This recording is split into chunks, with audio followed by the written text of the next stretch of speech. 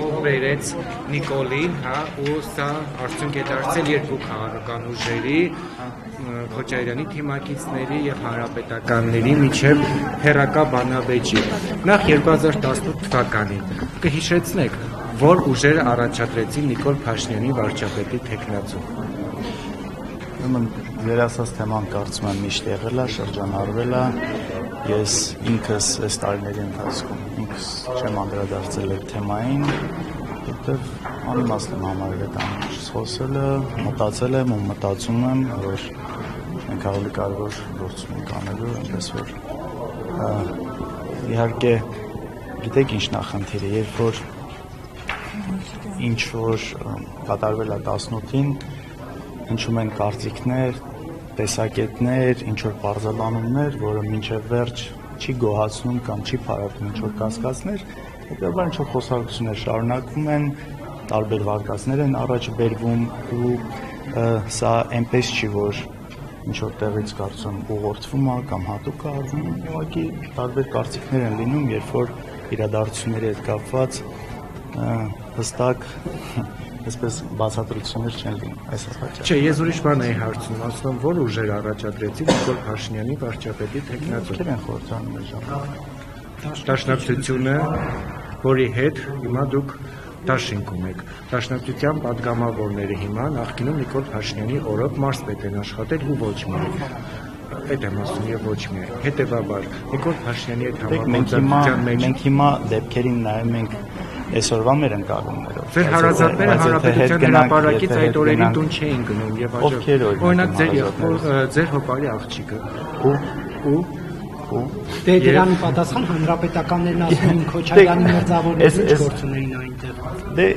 եթե մերձավորներից խոսում ենք, եթե ինչ որ մեկին թվում է, որ զանգել հարցրել են գնանք թե չգնանք ու ստացել են որևէ պատասխան, իհարկե այդպես չի։ Եղել են շատ մարդիկ, որոնց մեջ նաև եղել են, այո, իմ մերձավորներից էլ կոնկրետ ձեր նշած մարդը եղել է։ Եթե հիմա սա փորձում ենք դիտարկել որպես մեղավորություն, որ դրա պատճառով է ինչ որ բան եղել, կարծում շատ պրիմիտիվ է, ճիշտ չի ու անիմաստ է։ Չէ, ես երբեք չեմ եղել, իմ հետ կապված մայթով անցնելուց, երբ որ նույնիսկ ցերեկն է եղել, հանրահավաք չի եղել, անցնելուց ինչ որ մեկը նկարել է, եթե չեմ սխալվում, առավոտ եմ նահատված դրել, տենց ինձ փողոց անցնելուց նկարները կա, այսինքն չեմ եղել, ով որ կարող է ասել այնտեղ քաղաքական ինչ թեժ իրավիճակը գիտեի դրա համար էլ նույնիսկ հրապարակը մեջով չեմ անցել։ Ձեր կապում չէ ասում։ Երկրորդ նախագահի կներես ակնարկեց, որ 2018-ին, երբ այստեղ իշխանափոխություն եղավ, Ռոբերտ Քոչարյանին ակնարկել են, որ հետ չգա Հայաստան, մնա այս ամեն ինչը թող այսպես անցնի գնա։ Ում կողմից։ Ինչ կարող եք շփակագծեր բացել, ովքեր են այսպիսի ակնարկները։ Բան մենք ժողովուրդը ոնց հավատա, որ այդպիսի բան եղել է։ Եթե այդ փակագից բացելու անհրաժեշտությունը լինի ու տեսնենք, կանենք, բայց այս պայն դա կարիք է։ Ունեք դա հանրապետականների կողմից է եղել, թե այս պայն իշխանության գտնողների։ Ես չեմ ուզում մանրամասնել այդ մասով։ Պարոն Քոչարյան, երեք մի քանի օր առաջ երկրորդ նախագահի գրասենյակի ղեկավարը հայտարարեց, թե եթե 2018-ին Ռոբերտ Քոչարյանը լիներ իշխանության, նա չէր հանձնի, հա, այս իր ձևակերպմամբ, այս խունտային իր իշխանությունը։ Նախ իշխանությունը ինչ է, որ պետք է հանձնել, այսինքն ժողովրդի պահանջներ, որին մի շարք ուժեր այդ թվում ընդառաջ գնացին եւ հանրապետականներն էլ ապահովեցին համապատասխան ձայները, որ Նիկոլ Փաշինյանը ընտրվի վարչապետ։ Իշխանությունը ինչ է, տնից բերած ինչ որ իր է, որը պետք է տալ կամ չտալ, կամ ինչպես պետք է չտար այդ իշխանությունը, ինչ պիտի աներ։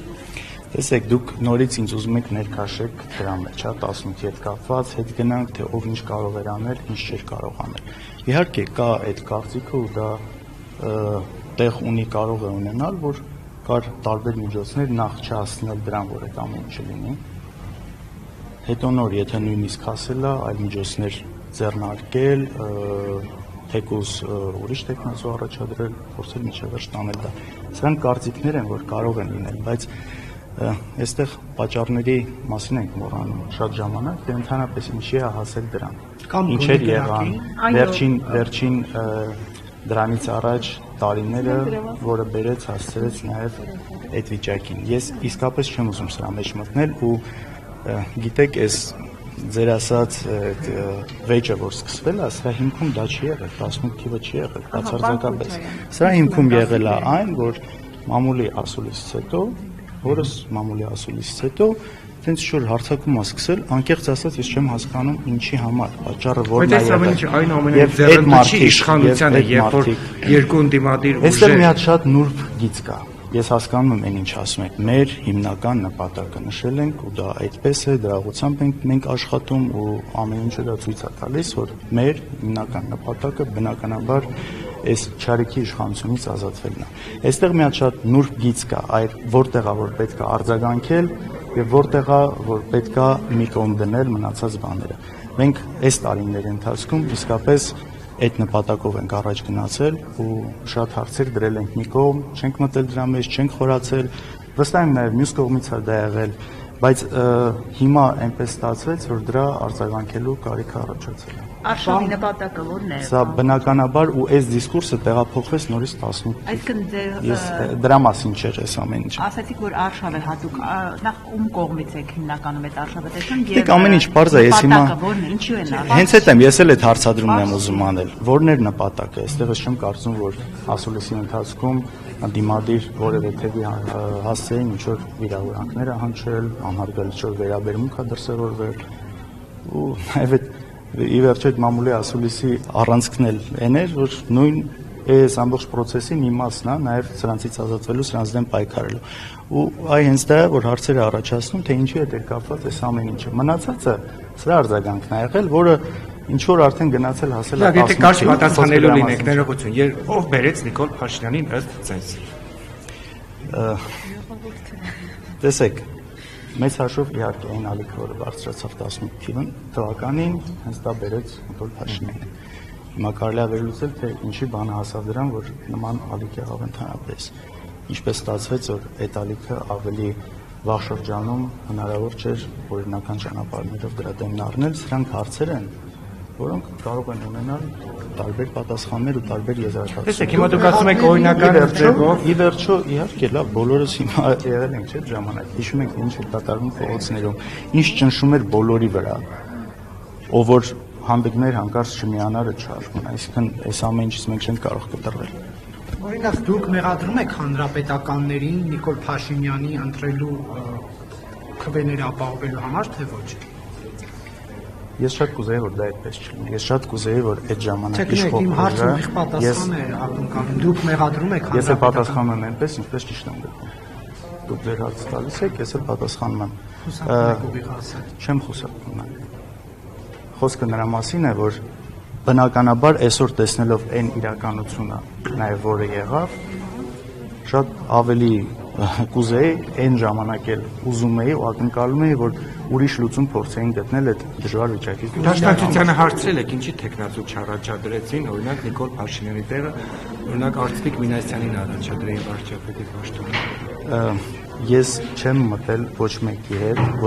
ոչ հանրապետականի հետ, ոչ դաշնակցության, ոչ Բարգավաճ Հայաստանի հետ այդ ժամանակվա իրանց ներքին քննարկումների մեջ, թե ինչպես է եղել, հիմա չեմ հարց, չէ, եթե Աննա Գրիգորյանից հարցրել եք, չեմ հարցրել այդ ամեն ինչի կապված, իրան այդպես ոգևորել, որ իր ընթացքում ես չեմ կարծում, որ մեր հիմնական ուղղվածությունը ուշեշտի պայքարի մեջ պետք է լիներ այդ ամեն ինչի մեջ մտնելը։ Դրա համար ես չեմ մտել, բացարձակապես ոչ ոքի հետ չեմ մտել այդ թեմայի մեջ, թե այդ օրերին ինչը ոնց է եղել։ Իսկ ես ամեն ինչի պատճառը նորից կրկնեմ, այն արձագանքն է եղել մամուլի ասուլիսի հետ կապված, որ եղավ իմ կարծիքով անառողջ, ոչինչ չտվող պարակտով։ Պարոն Քոչարյան, Ադրբեջանում էլ էին անհանգստացած Քոչարյանի ասուլիսից, որ նորից մասնակցել են ընտրություններին։ Սա ինչով եք պայմանավորում։ Այստեղ էլ է նույն անհանգստությունը այնտեղ է։ Ինչու են այդպես։ Ադրբեջանի համար այն իշխանությունը, որը մենք ունենք վերջին տարիներին, իդեմս Նիկոլ Փաշինյանի մի հատ մեծ նվեր է իրենց համար։ Հասկանում եք, ու բնականաբար այն ինչը կարող է սպառնալ այս իշխանությունների չլինելուն, այնտեղ դրան բնականաբար շատ վատ են արձագանքելու։ Դուք ինչ եք կարծում, պետք է 2018 թվականին իշխանությունը կրակեր հատուկ պահպանվող տարածք մտնող քաղաքացիների վրա, թե ոչ։ Գիտեք, իշխանությունը ունի բացառիկ իրավունք ուժ կիրառելու, եթե դա տեղադրվի։ Ես հիմա չեմ ուզում հետ գնալ ու գնահատակալ տալ այդ ամեն ինչին, բայց իշխանությունը այդ իրավունքը ունի, եթե կան օրենքով նախատեսված այն դեպքեր։ Տեսեք, դուք ասում եք, որ իշխանությունը անհանգստացած են երկրորդ նախագահի ասուլիսից, իսկ